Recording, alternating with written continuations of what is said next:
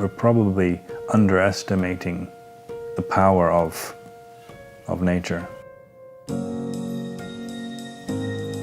How good it feels, how well it's designed, and not getting enough inspiration from paying more attention towards it.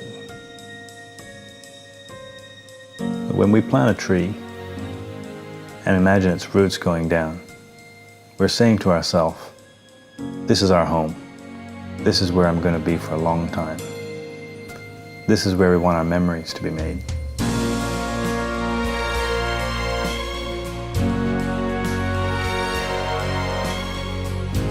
And those memories will be embodied in that tree long after we're gone.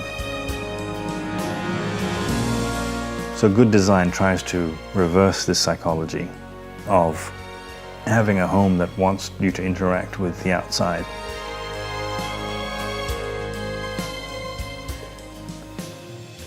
And having the outside enhance our living experience and remind us that it's all temporary. Nothing is permanent.